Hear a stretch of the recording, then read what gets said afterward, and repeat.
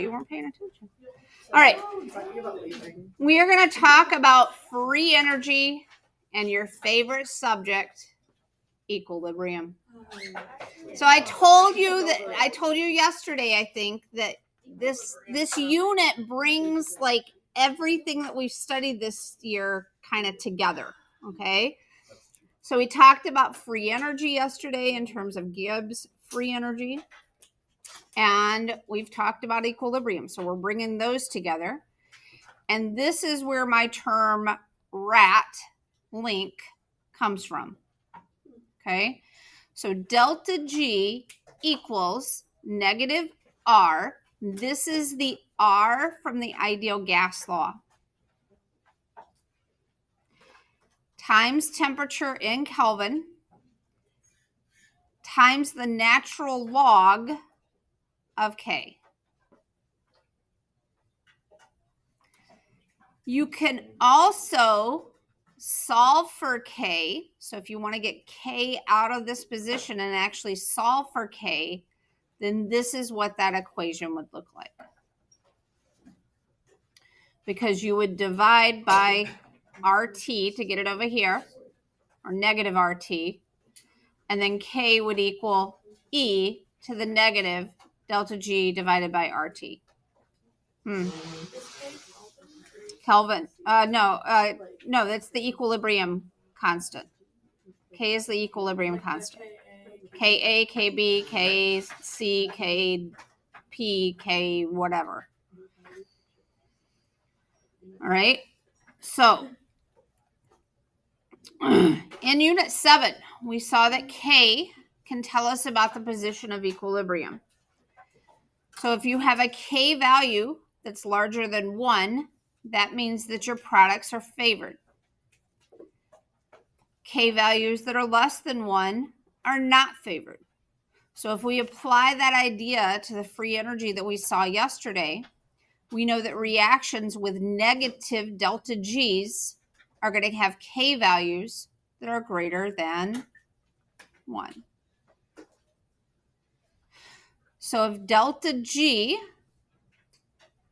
if your K value is greater than 1, your delta G would have been negative. Your products are going to be favored. If delta G is at 0, K equals 1, and they're equally favored. And then this is where it flips. If your delta G is greater than 1, K is going to be less than 1, and the reaction is not going to be favorable.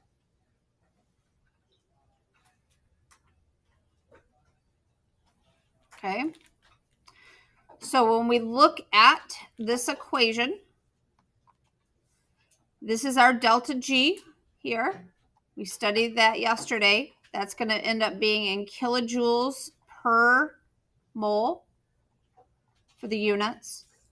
Our R value has to be this 8.314. I realize that there's other R values out there, but this is the one that you have to use because this is the only one that has units in joules over moles, Kelvin.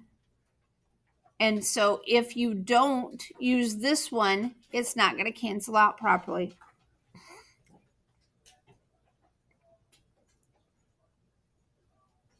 And then your temperature has to be in Kelvin so that this cancels. And what are the units for K then? What, Chase?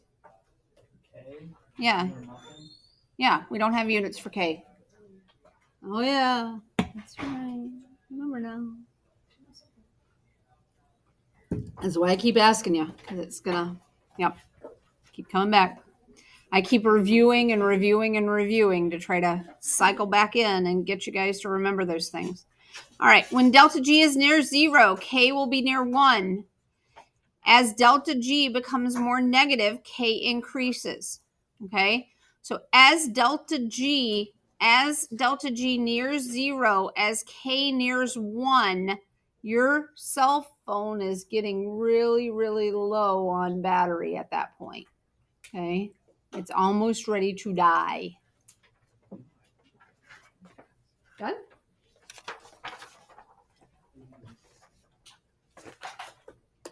Did you bring me a pass on that? Oh, Do you know where it is? Oh, okay. Libby, are they on the unit yet where you have to like plug in the periodic table by like you gave us directions, but we had to like build the periodic table? Periodic table Craig. Yeah. Oh yeah, periodic table Craig. Oh, that was back last fall. Oh, Oh, yeah, okay. early. I don't remember it being early. I just remember being really bad at it. Okay, so this is the point where your phone is about ready to die. Okay, and you need to plug it in.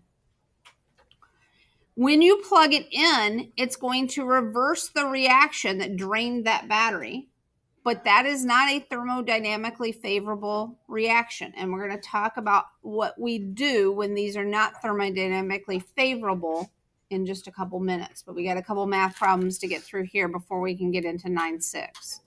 Okay? All right. We are given this, given the equilibrium constant at, and they've given us our temperature here. We've got an exothermic reaction. So if we've got an exothermic reaction here, our delta G or our delta H is going to be negative, right? So that's that. Not that we need that because we're using this equation and it doesn't need it. Anyway, just something to keep in mind. Okay, we've got our delta G prime. What does this prime mean again? Do you remember what that means? We talked about that.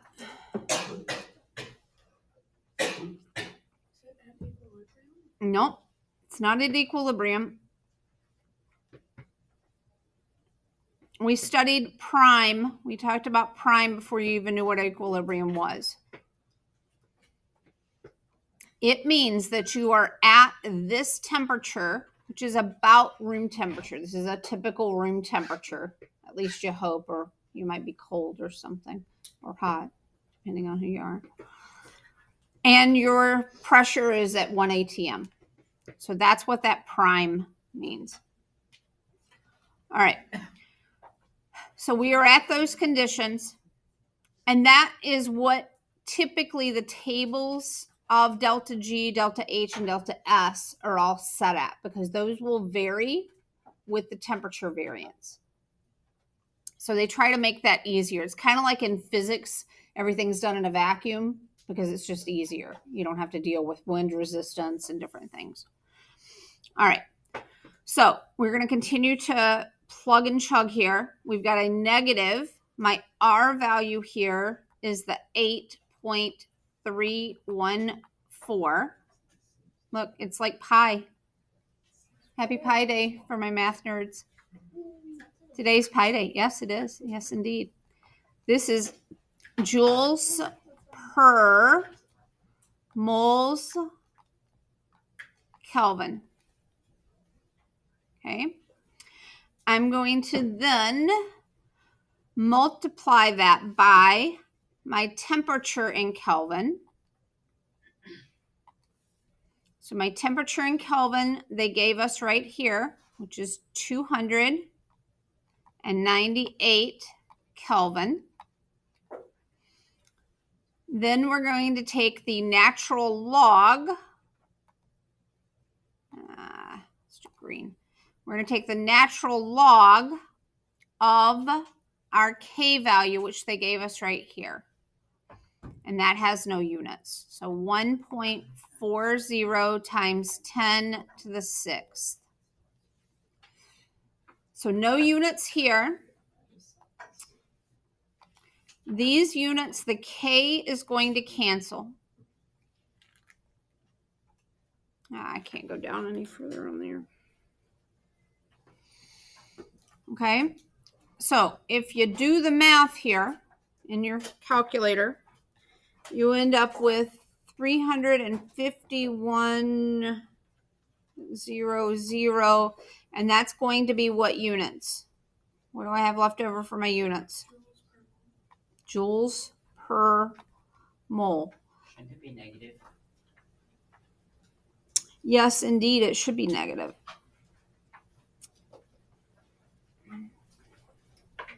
Happy Pi Day.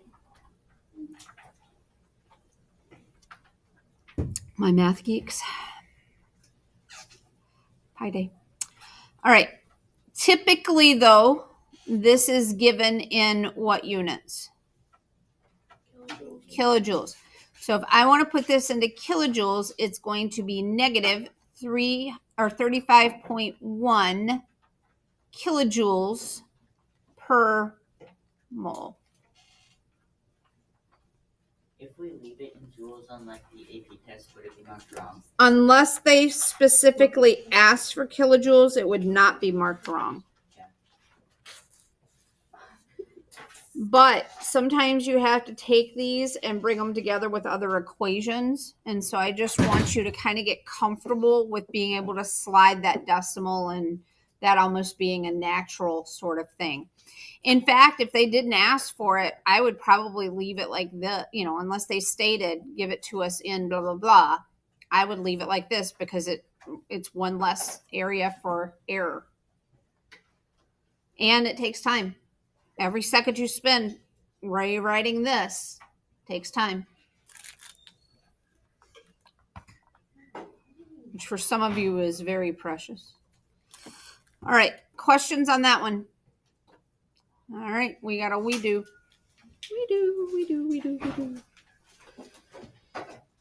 All right, here we are given our Ka value. So we're given our K value here. We're calculating delta G. We have our temperature given. So yeah, this is just the same as the last problem. So our delta G then is going to equal our negative RT times the natural log of K. So delta G will equal my R value, 8.314. Let's see, my units for that are joules per mole Kelvin. Okay, I'm going to multiply that by my temperature, which is 298 Kelvin. And then I'm going to multiply that by my K value, the natural log of my K value, which was given up here in the problem, 5.5 times 10 to the minus 3. Go through and do all the fancy math on my calculator, and my delta G is going to equal 12890.8. Units are joules per mole. If I wanted to turn that into kilojoules, it would be, and that would be kilojoules per mole.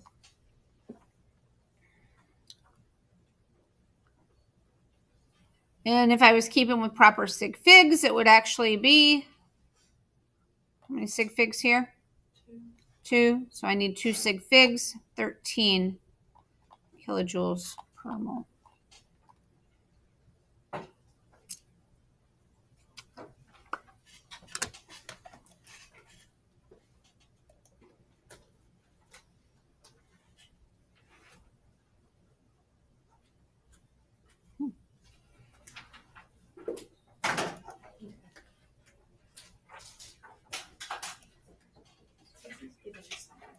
All right, questions? Yep. On the AP test, well, if you have more than the sig figs in the problem, will they mark you wrong? So with sig figs, there is one problem on the entire test that they grade for sig figs. You don't know what that problem is. Okay? It's 1 point out of 100. Okay? So don't wig out about it. Like, try to follow through with them if you can. But if you've got to let something slide on that test, let that slide. Because it's 1 point. Okay? There's 60 multiple choice, and then there's going to be 7 free response questions. 4 of them are short. They should take you about 10 minutes, and then the other 3 are longer. They should take you about 15 to 20 minutes each. But we'll talk about all that stuff when we get back from spring break. Okay? So yeah, if you got to let something slide, let the sig figs. I've just tried to pound them into your head so that they almost become natural, and then that 1 point is easy to get. But like, that's why I've said for like when we're calculating pH and we've got these exponents and you're doing the negative log of blah, blah, blah, blah, I'm like, don't worry about the sig figs on it. Because if they're going to ask you a question about sig figs, it's going to be something like you're subtracting your Biuret values, or it's going to be something more direct. They're not going to do some obscure thing where you've got to know the mantissa of whatever, blah, blah, blah. Okay. I really don't think. And if it is, it's not worth our time trying to jockey around in our brain with that. We got other things we got to concentrate on. All right. Ready to couple up? Not literally. Just joking. We don't want to get Kate all upset, you know. All right. These are coupled reactions. Okay.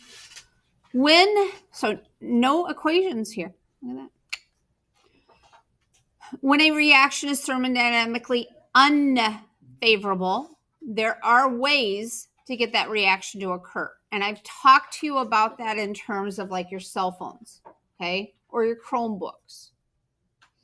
So your Chromebooks and your cell phones right now, when they're not plugged in, they're going through a thermodynamically favorable reaction.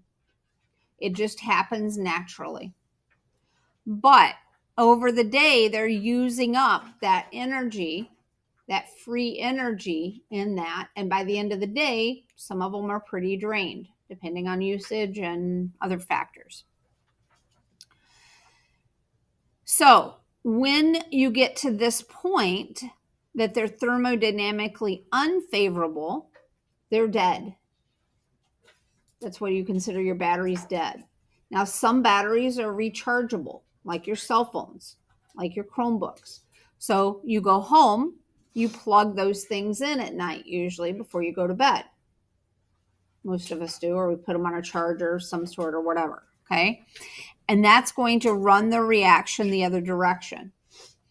So it needs that boost of external source of electrical energy, such as a power supply. So on your Chromebooks, that's what that box is a power supply. It is taking alternating current from the outlet and converting it into direct current for your battery and forcing that reaction the other direction. Now, remember that these batteries, okay, and that these reactions are typically only favorable when you have certain temperatures. So that is why your car battery doesn't work as well in the cold. That's why they tell you not to leave your Chromebooks out in the cold, okay? Because they will not work properly because they're not thermodynamically favorable at those lower temps. There's other ways to do this too. For example, photosynthesis. The light, the sunlight is what provides the extra energy to make photosynthesis work. It is not a thermodynamically favorable reaction. Cellular respiration is, which is what's happening in all your cells right now. But photosynthesis is not, and that's why they need light. So light and electrical energy are two ways that we can drive that reaction forward. Another way that we can do it is we can couple it to a reaction that is thermodynamically favorable. So the negative delta G from the thermodynamically favorable reaction will provide enough energy for the unfavorable reaction to proceed. So they run one that's thermodynamically favorable. At the same time, they're running one that's thermodynamically unfavored. As long as that net delta G is a negative value, the sum of those is negative, then the reaction will run. And that's one way that you can get these thermodynamically unfavorable reactions to work. This is called a coupled reaction. All right. So here we want to know if this reaction would be a good coupled reaction.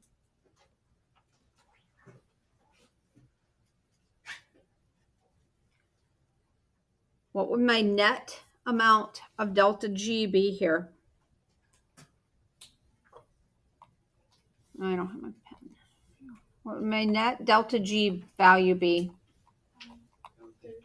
30 kilojoules per mole.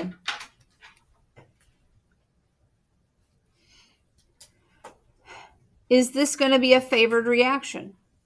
No, this is a positive value, so this reaction would not be a good example. This is a bad example of a coupled reaction. It's not going to work.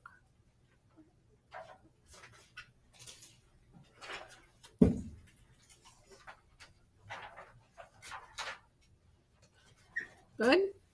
Make sense? All right, let's look at another one. So we're extracting silver from silver ore. This is the reaction. Is this reaction thermodynamically favorable? How do you know? Positive delta G. So this is a no. Did they ask me to explain it? No. So do I write anything more than no? No. If the reaction was coupled with this, would the coupled reaction be favorable? Show the overall reaction and calculate delta G to support our answer. All right. So I have this reaction here. So this is, I'm going to couple it with this. So we need to take 2Ag2O. We've got our 4Ag plus O2. And I keep my delta G's over here. This is 21.9. Now, I need to couple it with this. I want to get rid of this oxygen here. So I'm going to keep that on this side. So C plus 1/2 O2 yields CO. All right. That is 137.3 negative. I need to get rid of this intermediate. What do I need to do to this whole equation to get rid of this oxygen? Double it. So I'm going to put a 2 out here. I'm going to double everything. And that's going to make this doubled as well. All right. So that's going to give me 2C plus O2 yields 2CO. And that would give me twice this much, which is a negative 274.6. So if I could erase here easily, I would erase this. I'm just going to scroll it out. I want to get rid of it out of my brain so that I don't get that muddled up in my calculations. Does that make sense what I'm doing there? All right. Now I'm going to combine these as an overall reaction. So when I combine them together, I end up with 2Ag2O plus 2C, my oxygens go away, yields 4Ag plus 2CO. And then I'm going to add all of this together. My overall delta G then is going to end up being negative 252.7, and that's kilojoules per mole. Is this favorable? Yes. Yes. Favorable. Because delta G is negative. So we have supported our answer with math. Yay. All right. So spring break begins in AP Chem.